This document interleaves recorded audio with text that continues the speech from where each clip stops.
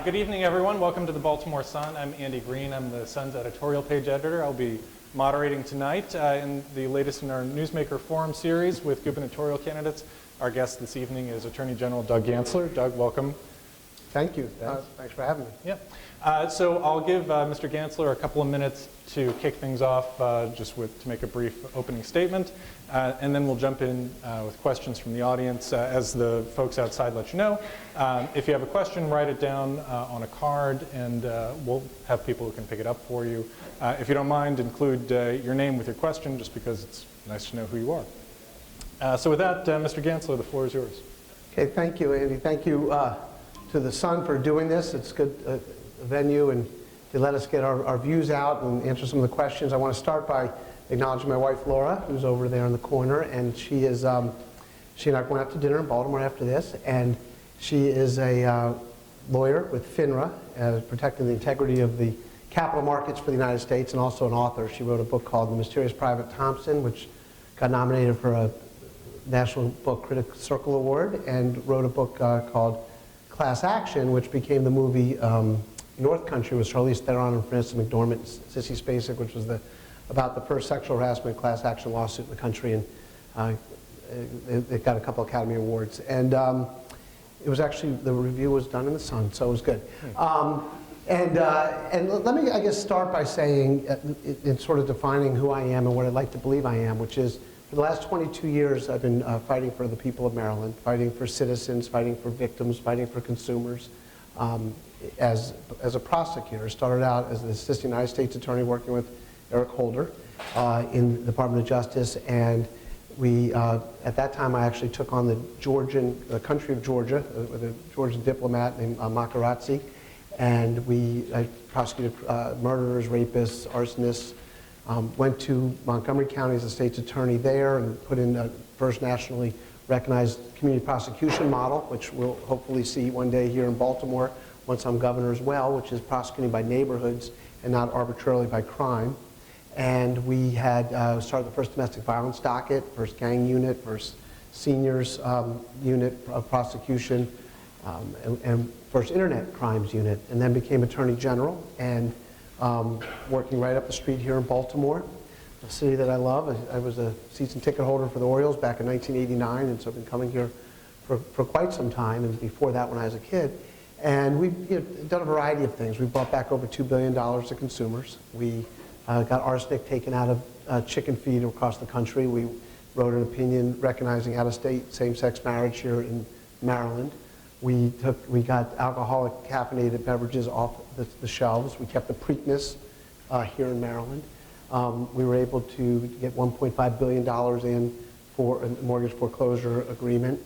And as national president of the Attorneys Generals, all the 50 of us, we did a year-long project on privacy in the digital age, and took on a lot of the internet companies and made sure that they had privacy policies that were discernible, as well as abilities to opt out when they needed to do so. So we've done a number of things in the office, and I look forward to talking about those things. And as we pivot toward the governor's race, the issues are somewhat different, but the needs are the same, and that is to have somebody who's willing to fight for people, who's willing to be a leader and get things done, roll up their sleeves and see problems and take them on. And so we'll be talking about jobs, we're talking about the minority achievement gap, transportation issues, the environment and public safety as well. So look forward to the dialogue. All right, great. Well, we'll start off with a hard one. When Anthony Brown was here, I asked him about the health exchange right off the bat. So to keep the favor going for you, so we're not showing favoritism, Cynthia from Baltimore asks, do you think it was appropriate the way you handled the party that your son was at in Delaware? Oh, I thought you were going to ask me about the healthcare exchange. No, that would be, you probably have more fun with that one. Was your handling of that hypocritical in light of having appeared in public service announcements about underage drinking? The answer is no, but the longer answer is that my wife and I love our kids, and we love our children as all parents do and grandparents do, and we're extremely proud of them. And I'm a very, very involved parent. And I go to my kids' games, I coach my kids in all sports. And that particular night I was at work, and I went by the dance party in Delaware to tell my child what time we were going to leave the next morning to go up to Pennsylvania, where he's in college. And could I have done things differently? Could I have made different decisions? Sure. Could we make different decisions as parents every day? And I can guarantee you, I will second guess myself on decisions about my children down the road. But the bottom line is they're great kids, and in terms of what we've done nationally on the alcohol issue, I think getting caffeinated alcoholic beverages off the shelves, Spikes, Tilt, Sparks, was essential because people were dying from that. And what we've done in drunk driving around the country, I got the award from MAD for that, is I think something I'm very proud of. And then here in Maryland, going up in front of Joe Valerio's committee is quite a challenge for anybody. But as the head of the legislative group for the state's attorneys, getting to be able to say in front of juries that, in fact, the police officer did ask the person they pulled over whether they wanted a breathalyzer test or not, and let the jury assess that. So I think we've done some really positive things in terms of underage drinking. I think that particular issue got a lot of attention. We sent a few weeks later, he went off to college, and I'm sure there's underage drinking there as well, and I'm not going to not send him to college. I'm going to trust our parenting for these 19 years that my children would make good decisions, and by and large they have. All right. As a sort of related follow-up question, as you probably know, there's a bill in the legislature right now that would ban the sale of grain alcohol in Maryland, and I wonder if you have a position on that. I was not aware of that bill.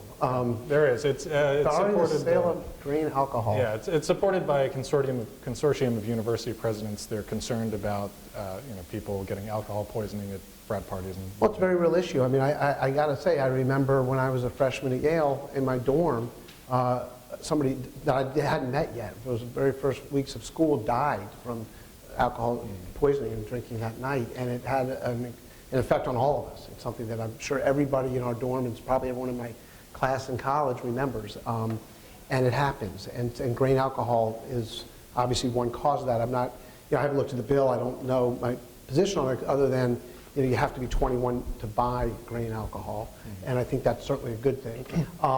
But there's certainly other bourbon and whiskey and other things that can kill people if they use it wrongly. And so one of the reason why we're so vigilant, I was the head of the National Association of Attorneys General Youth Access to Alcohol Committee, that we were so vigilant regarding the caffeinated alcoholic beverages was because people would die. They were selling these $2.50 cans, which had the equivalent of 6 drinks and 3 cups of coffee, and the consumer, the child, who could buy them at the 7-Eleven or what have you, wouldn't know the effect of it. So the caffeine will wear off, and then they're just stone drunk, often behind the wheel of a car, and I think that's particularly dangerous.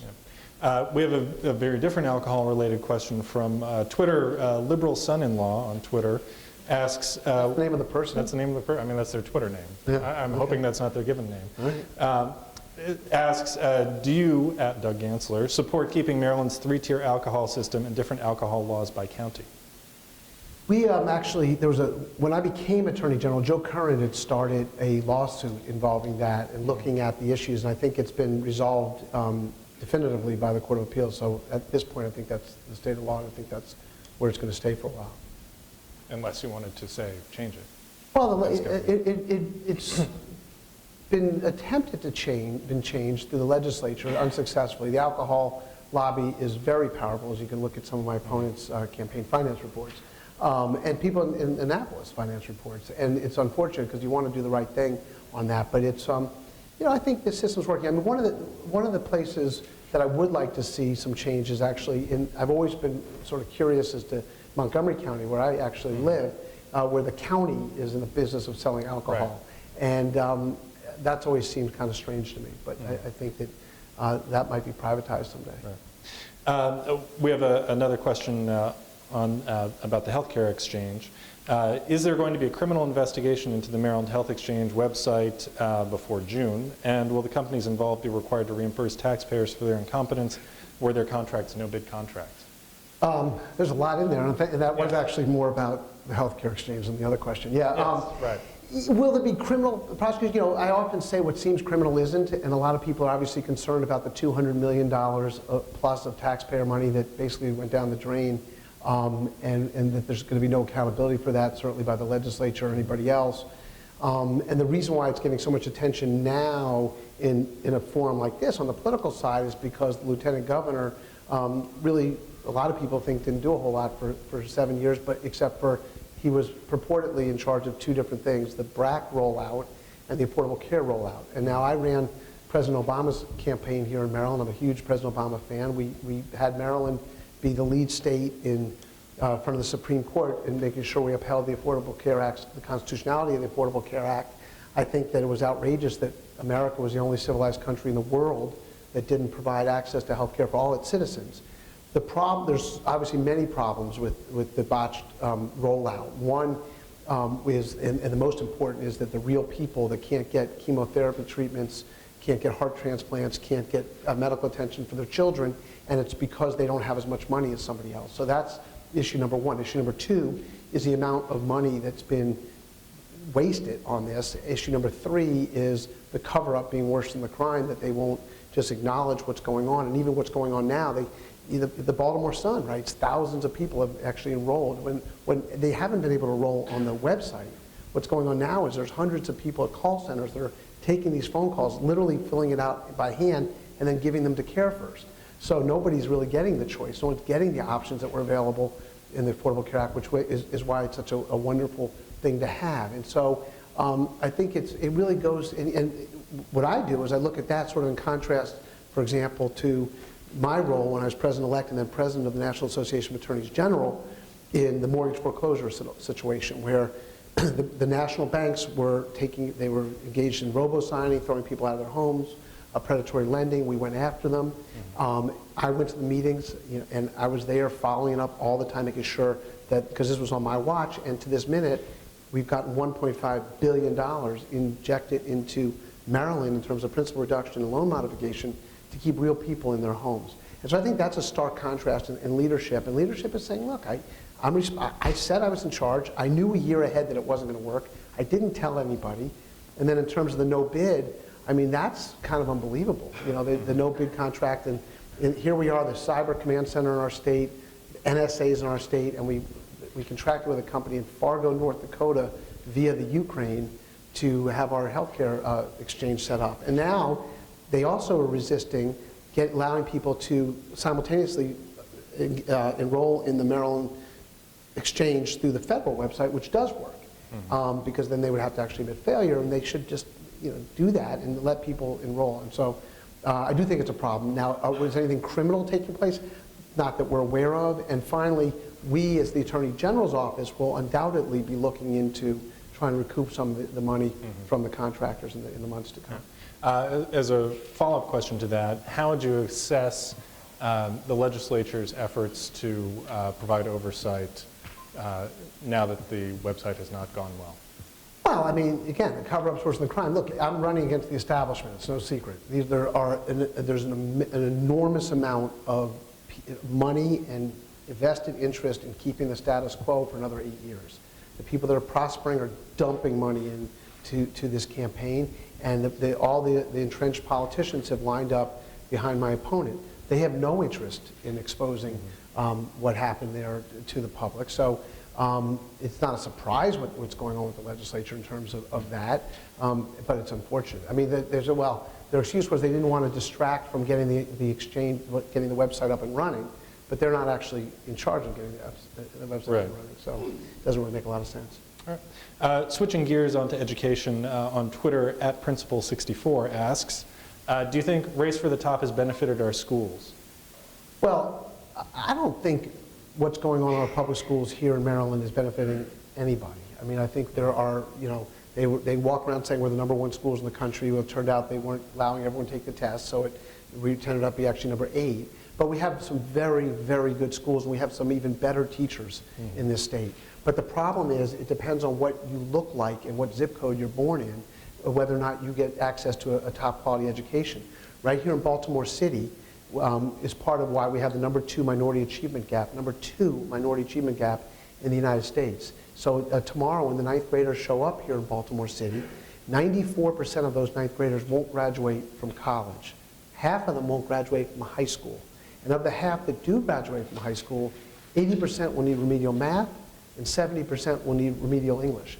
It's economically horrible, but it's morally worse. And it's really the moral stain of our state. And it's been neglected for these past 7 or 8 years. And we need to actually focus. That's why I was the first governor gubernatorial candidate, statewide candidate, to call for pre-K, expanding from half day to full day, just like it was supposed to be. When they expanded the gambling to the tabling, from the slots to the table games, they were going to take the money from that, these $50, $60 million a month that is being made at the casinos, and put it into expanding pre-K to full day. They said, never mind, they took that away, and now we have kids that are showing up in kindergarten with 3,000 word vocabularies, and kids that happen to be white in wealthier jurisdictions are showing up with 8,000 to 10,000 word vocabularies. It's not fair and it's not right, and it hurts our state. You've come in for some criticism from the Brown campaign for having what they call a less ambitious plan for pre-K than they do or the Mizzier campaign do. What is your response to that, and how would you envision paying for an expansion of pre-K? Yeah, so it's when you don't have any of your own ideas, you have the tracker here, and they take our ideas, and then they go out and use them. I was the first person to come in and say, we need to expand pre-K from half day to full day. But the reason why we need to expand pre-K from half day to full day is because of the minority achievement gap. So what I was saying is, from the beginning, I said it'd be great to have universal pre-K. That's a wonderful goal, and we want to get there. But in terms of affordability, what my plan is actually affordable because it's for fewer people. It's for people that are 300% above the federal poverty line and below, because that actually addresses the minority achievement gap issue in the underserved communities. Ultimately, would we like to have full-day pre-K for everyone? Absolutely. In fact, we also should have people working with schools, from schools and volunteers, helping parents get children to get their cognitive skills, get their reading skills, help them learn from birth, so that when they get to pre-K, they're not already behind. Yeah, actually, we just got a question from Chris from Dundalk, who was going sort of along these lines. He writes, I feel that parents should raise their own children, and mandatory pre-K thwarts this. Would it not be better to teach parents to do a better job? This would benefit all the children in the family with less expense. I mean, you sort of suggested that. How do you do that? Well, it's two things. One, first of all, I don't think anybody's suggesting that the pre-K, full-day pre-K would be mandatory. I think it's voluntary. That's issue one. And issue two is a lot of it's education. And a lot of it is helping parents learn how to be parents. I mean, when I was in college, I worked at a thing called Upward Bound. Actually, one of the Shriver kids ran it in New Haven, and we worked with high school kids. And then I started an inner-city lacrosse league here in Baltimore called Charm City Lacrosse about 6, 7 years ago. And we have about 400 kids in it now. And you talk to these kids, and they're just wonderful, bright, smart kids that nobody ever sort of worked with them to get their cognitive skills up. I mean, I mentioned right at the outset how involved we are with our kids. I've been reading to my children since they were born. Before they knew what I was reading, we would read every night. And and one of my kids reads a lot more than the other, but they understood that was something you do. And a lot of people just don't know that. But even if they don't understand, reading to them is important. So getting in the homes, working with parents on working with their children, I think it's something we need to do from the beginning. And yes, parenting is difficult. It's more difficult in underserved communities, but there's no bigger value in my mind than educating one's children and teaching them right from wrong at a very early age, and we need to spend more time doing that. How would you assess the state's implementation of the Common Core standards and some of the issues surrounding the testing, the transition from the current state tests to the tests aligned with the Common Core?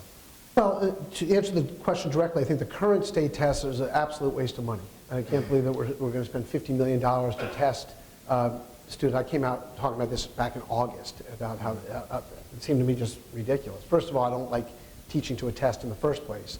And secondly, teaching to a test that is unfair to teachers because they're not teaching that curriculum, it seems less meaningful or relevant. The Common Core standards, from my understanding, talking to teachers, is something that's actually well accepted.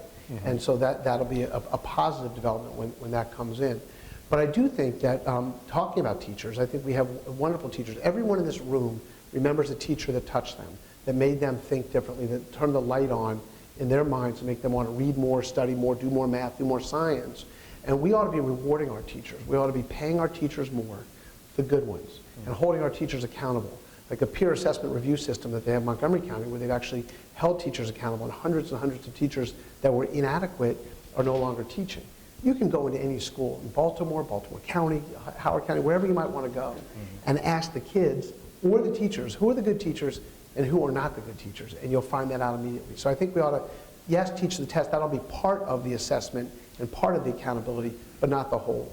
And plus, you're also creating disincentives for teachers to go into the harder schools in the rougher neighborhoods and teach kids and work with kids with disabilities and that kind of thing. And I think we shouldn't be doing that. All right. Kevin Cross on Twitter asks, why should Baltimore City voters in particular vote for you rather than the other candidates? Oh, I think for the same reason. I mean, I think I'm somebody who fights for people and have actually gotten things done over the last 22 years in public service. And Baltimore City has real needs.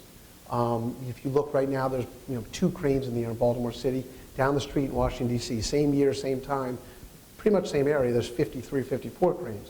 But Baltimore City has not gotten the support from the state, in my view, that it should get. Let me give you an issue in Baltimore City, for example. We have, and it's an issue that we don't talk about much, but we should, which is the idea of reentry. And so right now we spend $1.3 billion a year on our criminal justice system. We have 144,000 plus people in our system. We have over 23,000 people behind bars. Almost all of them are coming out. We have a revolving door in our criminal justice system. We have 46% recidivism rate, which means they're going back in within 3 years. They don't want to go back in. They were just there. They didn't like it. But you need a place to live, somebody who cares about you, and a job. So other states, Oregon, Michigan, Virginia, have looked at this issue and gotten their recidivism rate down to the 20s. 59% of the people coming out of jail are coming to Baltimore City. And so what we want to do is say, look, we have a 10-point plan, the education people. I mean, the Baltimore Sun wrote an article that actually made fun of one of the 10 points, which I think is one of the most salient points of it, which is when we're paying $32,000 a year to house somebody in jail, when they're coming out in a year or two, you give them an Android, a tablet, at $50, a cost of $50. And obviously there's no privacy issues in jail. They block what you can and can't do. But you give the prisoners apps, just like University of Phoenix and other online education. They can get it certified while in jail to be a culinary expert, to be an auto mechanic. So when they come out on Friday, they can start work on Monday. And you make sure there's tax credits and tax incentives for companies that are willing to hire folks. And that's the kind of thing, that's the kind of innovative thinking, in my view, that Baltimore City needs. Speaking of jails, you may have heard we had a bit of an issue with the jail here recently with a bit of corruption.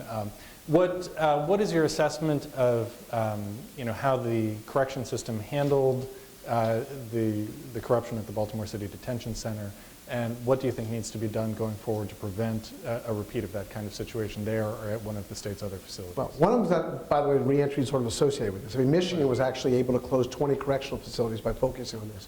But in terms of the way that was handled, I mean, look, if it weren't true, you wouldn't believe it. I mean, they won't even put it on one of those television shows. The fact that the prisoner was able to impregnate 4 different correctional officers and have 5 children, and that 2 of them had his name tattooed on them, it's outrageous. And so what then happened in terms of the cover-up, I think is even more outrageous. One person sort of retired eventually, and one other person was held accountable.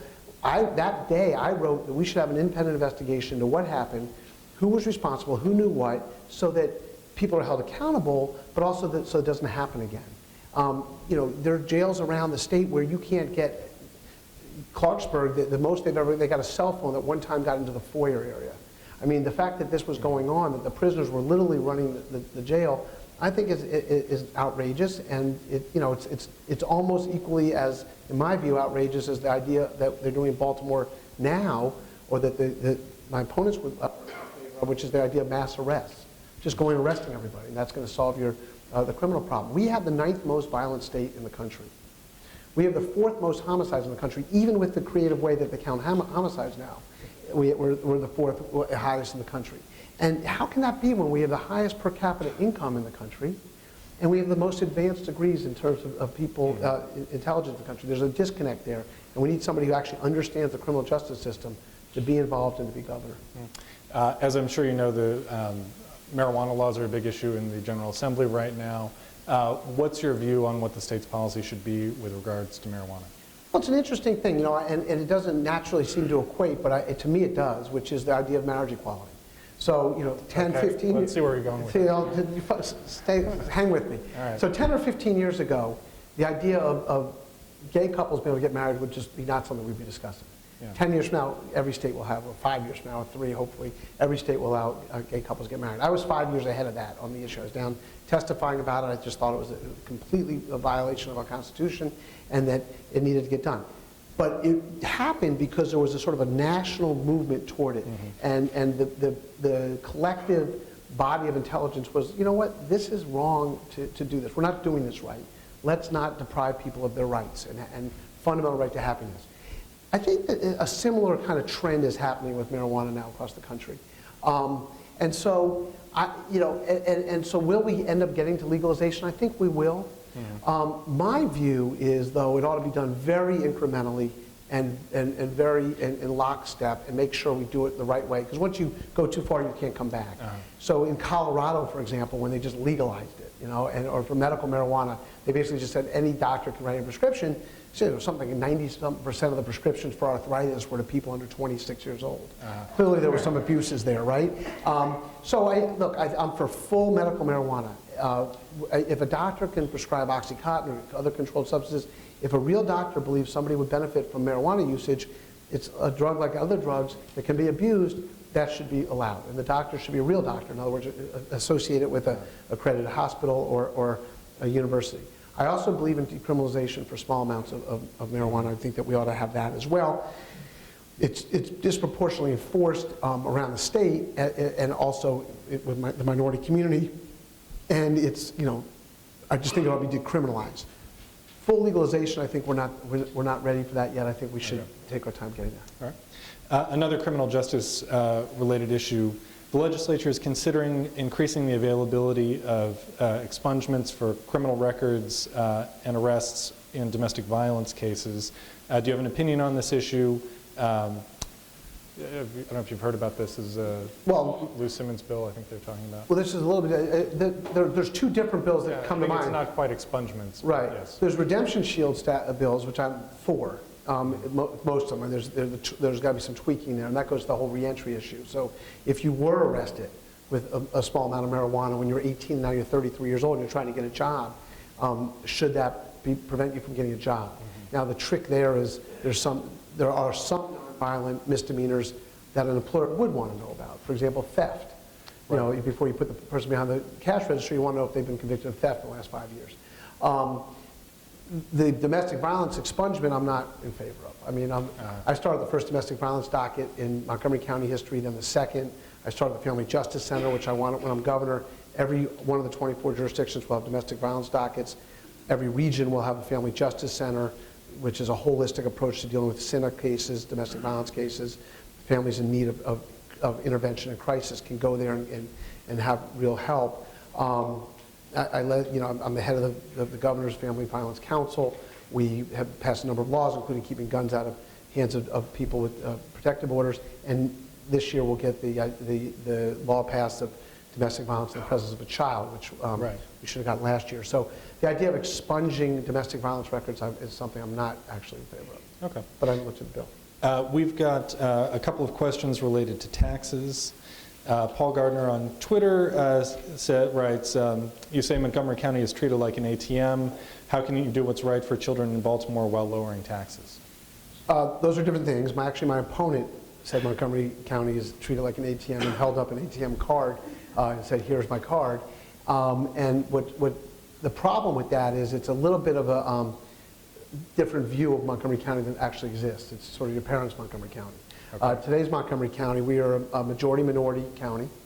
We have 166 languages spoken in our schools.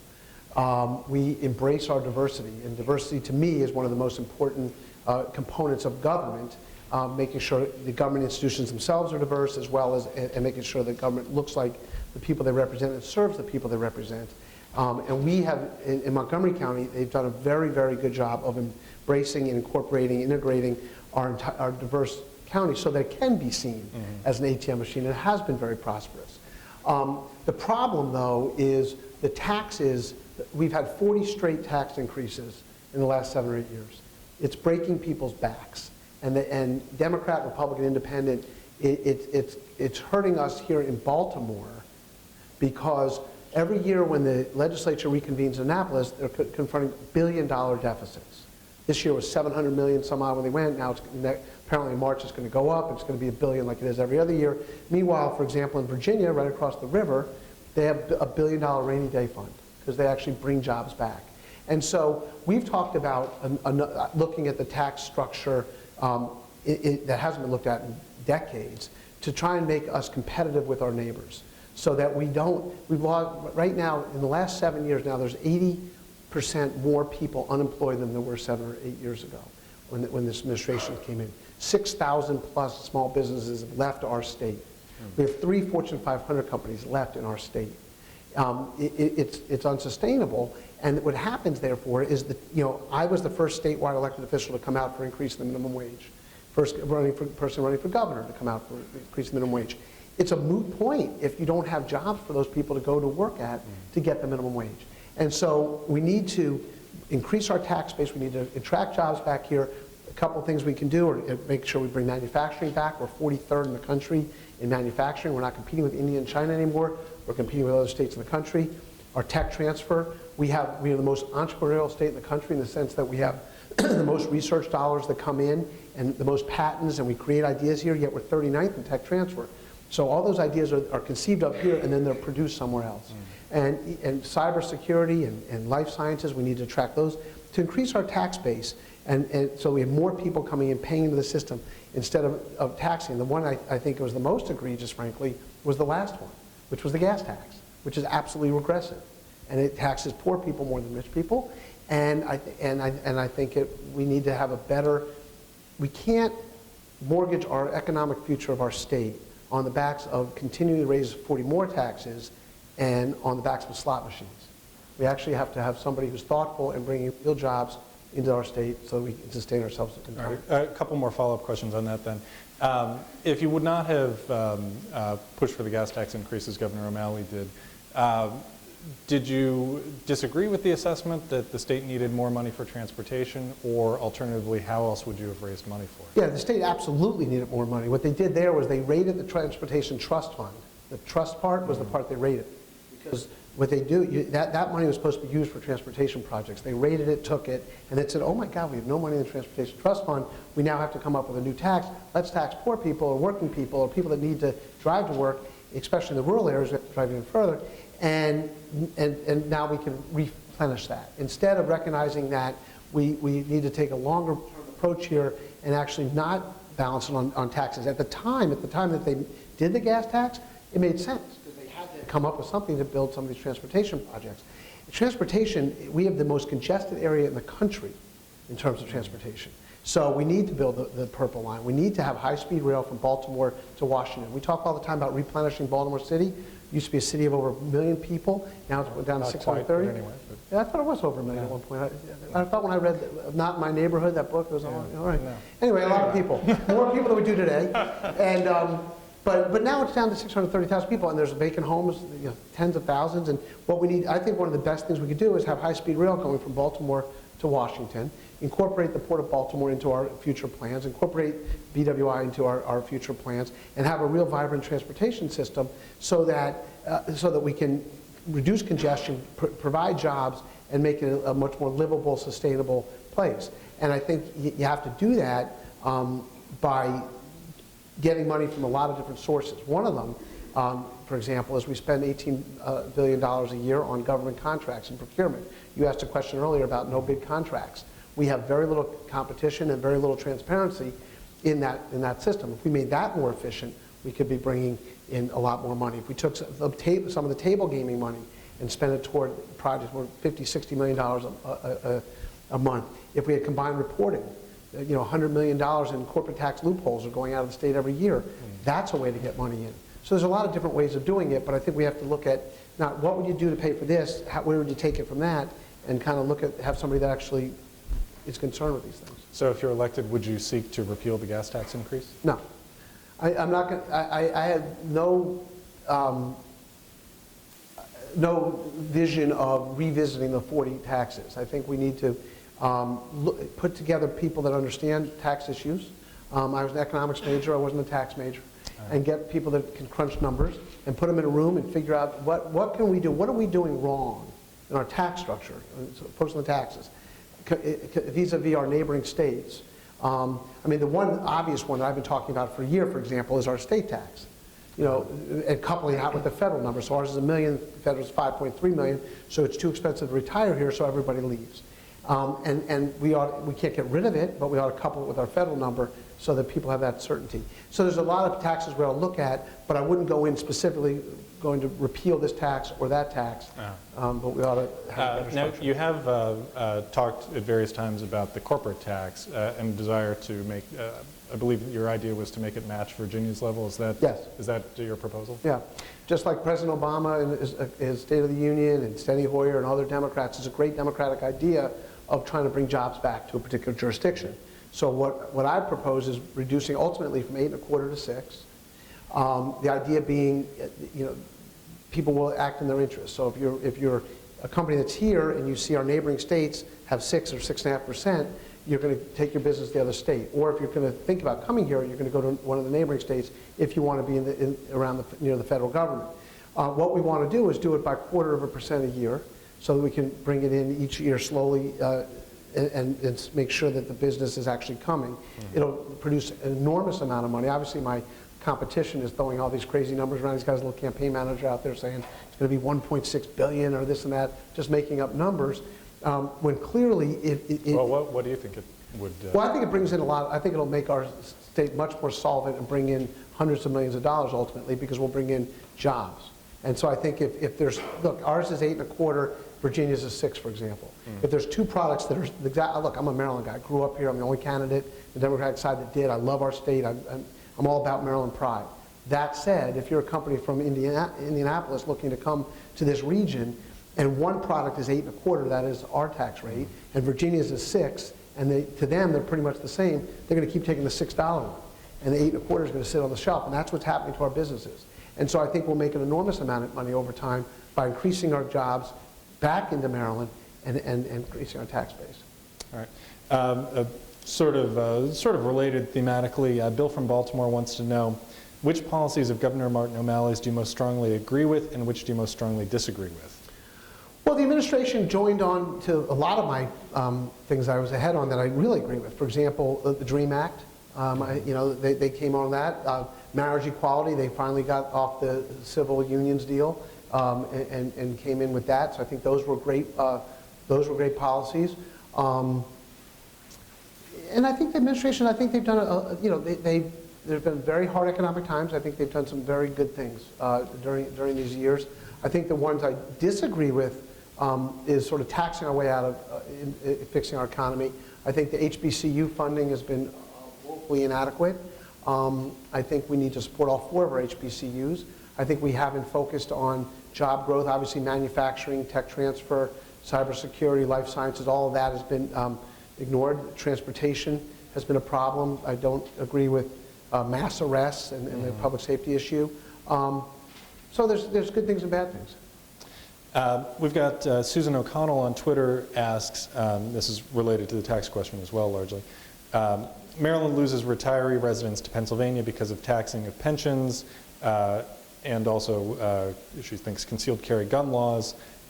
What are your views on, I know you've talked about pension taxation issues on the campaign trail. What's your view on that particular? Yeah, I think we ought to have our first responders, just like our veterans, have $10,000 tax credit, up to $10,000 tax credit on their pensions.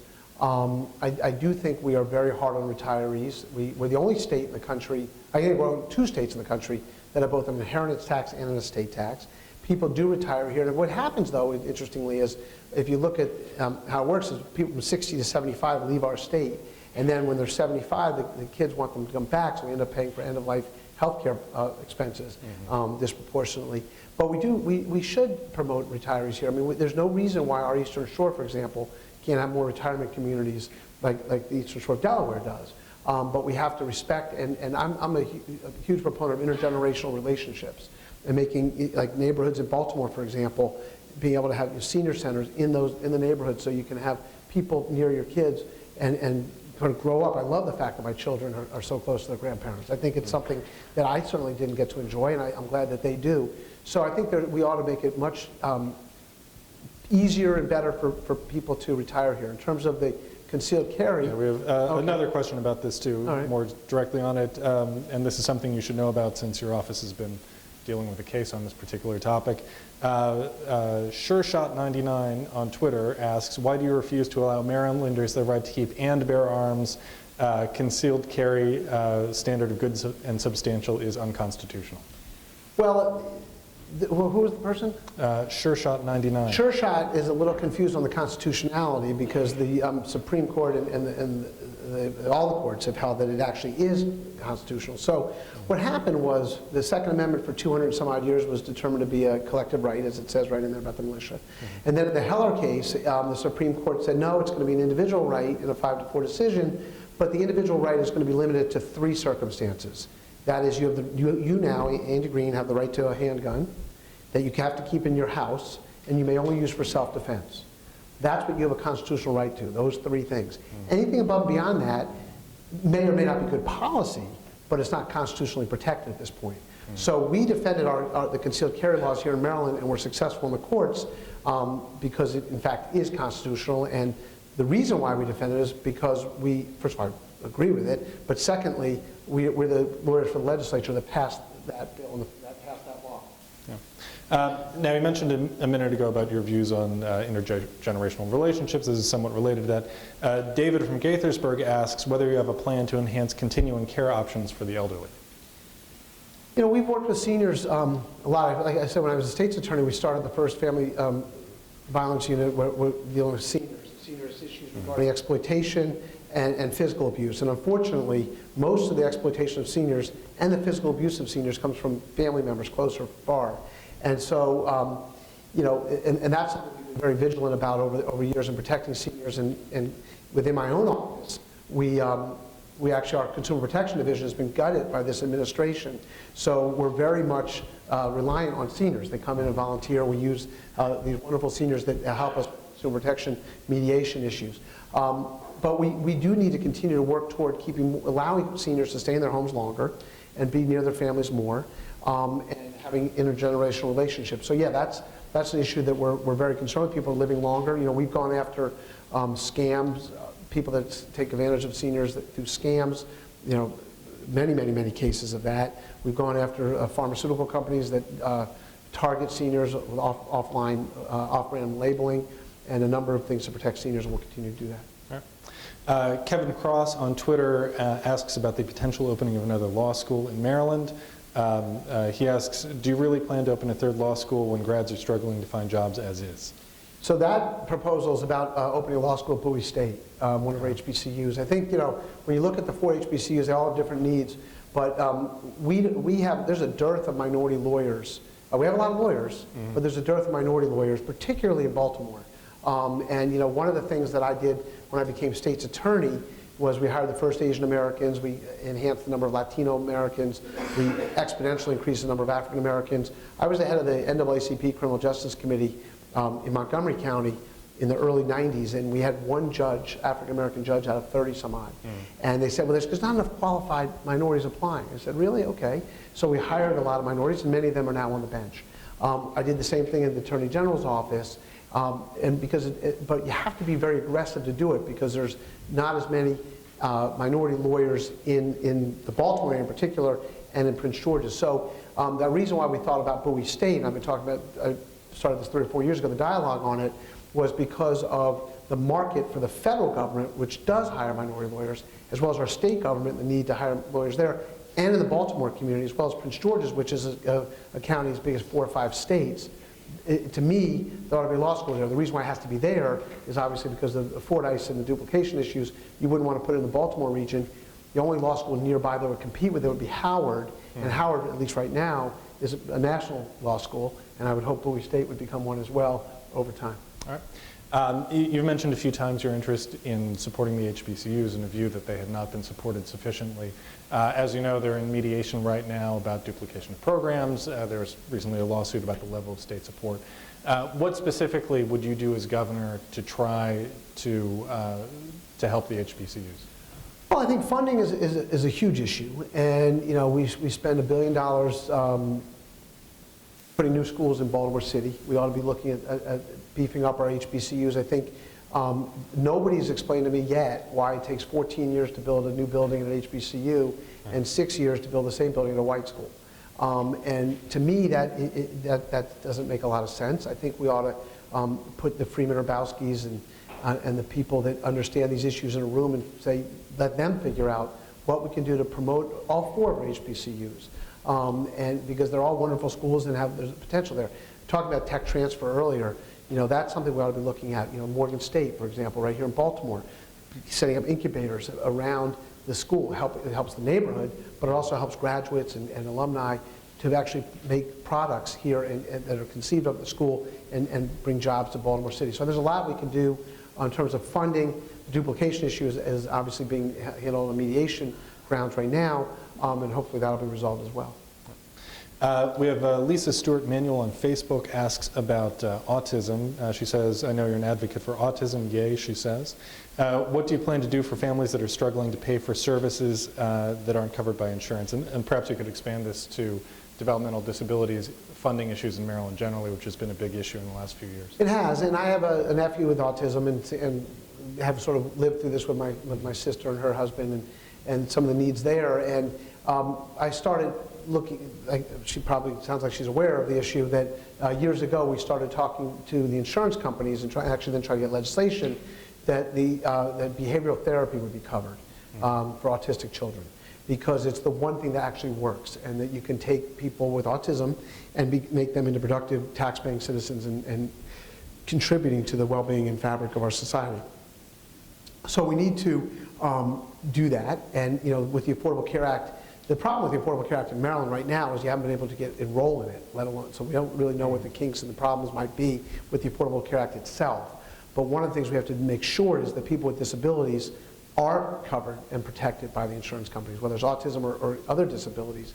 And we don't want to have the Affordable Care Act be seen as an opportunity for insurance companies to no longer cover things that should be covered. And in fact, I think it ought to be an opportunity to cover pre-existing conditions, of which a disability often is, and making sure people have that access to health care. We have a question from a member of the audience. What is your position on fracking?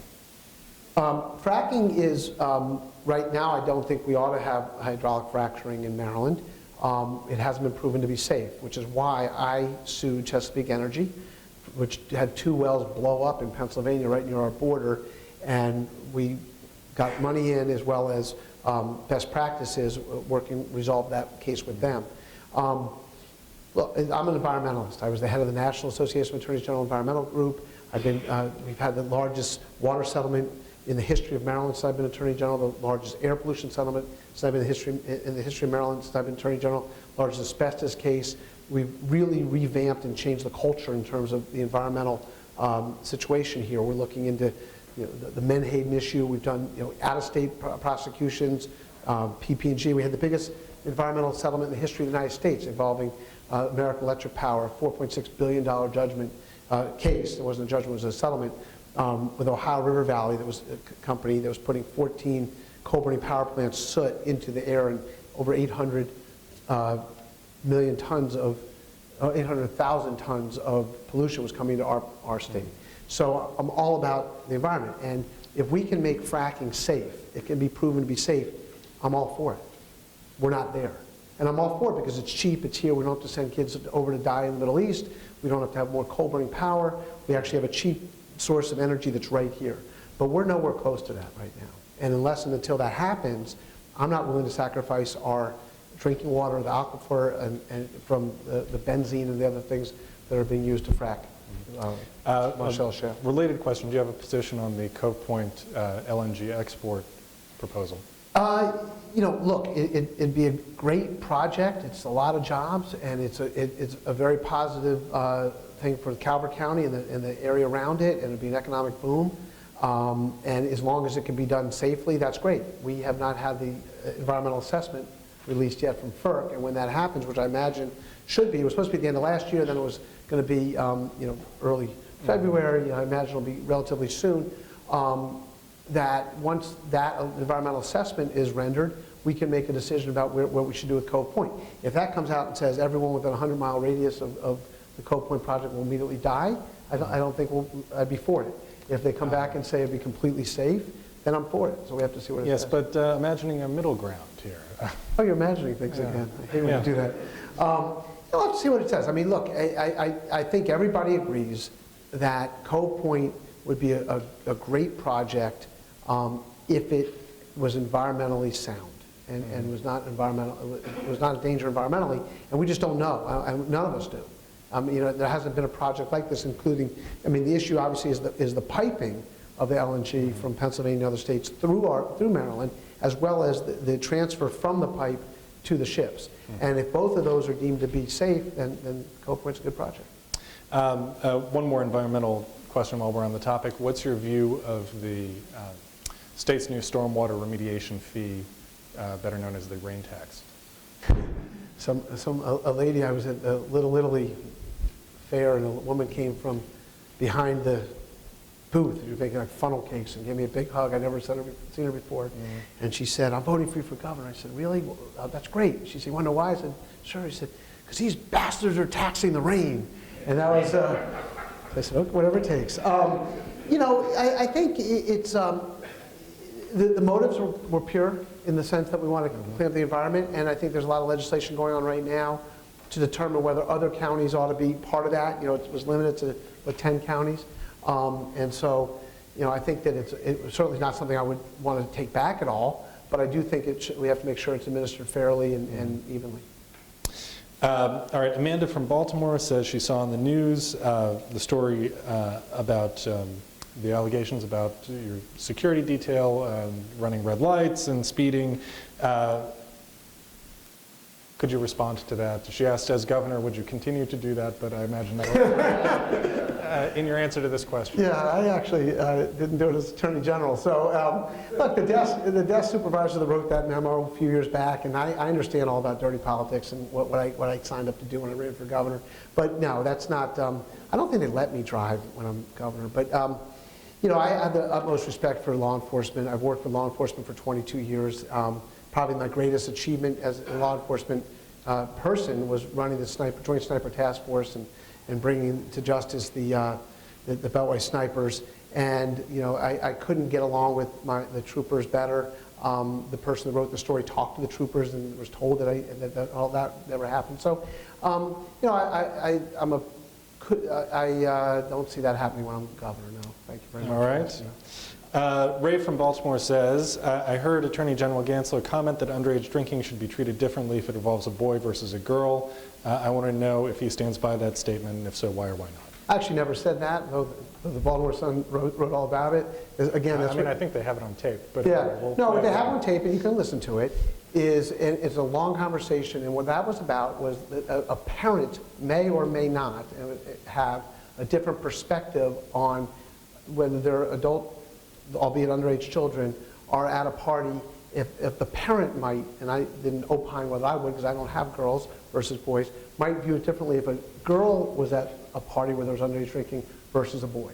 And that was the thing. I wasn't saying it's more appropriate for girls or boys or what have you to be at the party, so you can listen to the tape and you'll find out. It was actually a hypothetical question concerning different views of parents.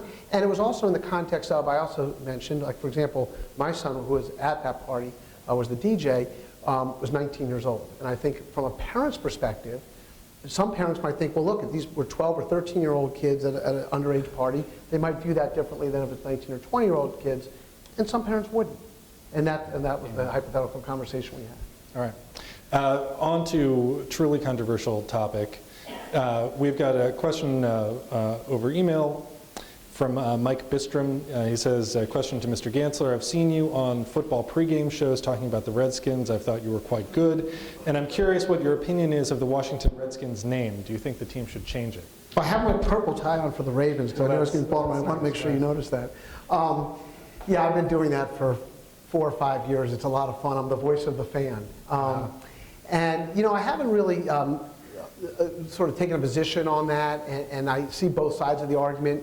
But I do think if it offends anybody, if it's offensive, that they certainly should consider changing the name. And I think the name they were talking about was the Bravehearts, which is actually, I think, a good name. When the Bullets were changing their name, I wanted them to be the Washington the Justice. I thought that was a good name. And they play on the Supreme Court, but no one bought into that name either. But so, look, I think it's going to probably change. I've been a Redskins fan my whole life. I've been an Orioles fan my whole life. It's kind of, there was no Ravens, there was no Nationals. And so, yeah, I'm extremely sympathetic to the idea of ultimately changing the name. All right. One last question which perhaps will sum up a lot of what you need to do in the months ahead. Jake asks, with 40% of the voters undecided, which was pretty common between our poll and the Post poll in the Democratic primary, and the primary moved up to June from September, what message will you deliver to them in the next few months to earn their votes? Yeah, I mean, I'm behind. I mean, the Post poll I was down by 16. The Sun was longer, even a little bit more, so we're actually gaining traction. That's a good thing. It's all about momentum. Within the 3 days between they were Yeah, exactly. The rest are called different people. So, but most people are undecided. Most people are soft. I mean, right now it's all about name recognition. The campaign hasn't started. The insiders certainly know there's an election. I would imagine if I went outside on the street and asked the first 100 people when the election was, they wouldn't, most if not all, wouldn't know when it was. So, you know, the campaigns haven't started. I do know what I'm up against. It's the status quo, the lobbyists, the entrenched politicians versus the reform candidate from the Democratic Party. And I think ultimately the people win. I've had that in all my elections. I've never got along to get along. I've always been able to make the tough decisions and take on the tough fights on behalf of people. And that's the message I'm going to get out there. The message is, you have a choice. You have a true leader who's actually gotten things done. Over 22 years, fought for victims, fought for consumers, fought for the citizens of Maryland, versus the opposite. And you know, somebody who's done differently. And so I think I'll put my record up against theirs, and I think at the end of the day, the people will vote for the person that they think would be the best governor and actually tackle these issues of the minority achievement gap, bringing jobs into the state, cleaning up the Chesapeake Bay for real. You know, the crime, the criminal, the public safety issues that we have, and the transportation issues that we have. So I think, you know, I'm confident that we have a great organization, we have a great vision for the future, and I think that we'll prevail ultimately. I think that'll be a good thing for the state of Maryland. All right. Well, thank you so much for joining us. I appreciate it. Thanks.